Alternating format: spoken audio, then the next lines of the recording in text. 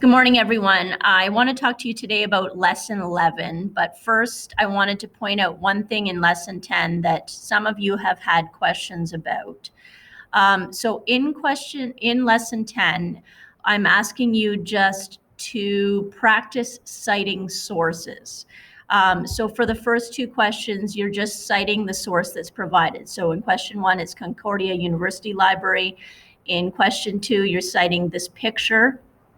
So you can either follow the examples that are given in the lesson, or you can use the citation builder if you want. The link is provided here to help you build the citations for those two sources. And then in question 3, it's asking you to give me your thoughts on this question in a paragraph answer. So I want you to tell me whether or not you think using this picture is a copyright infringement. And then I want you to, in order to do that, you're going to have to do some research on the internet to supplement your reading in the lesson. So I want you to cite the source that you find your information on in order to do that. Okay. So in Lesson 11, we are looking at evaluating whether or not websites are good sources of information. So in this lesson, it gives you some different criteria that can be used to evaluate how effective a website is and how good of a source it is.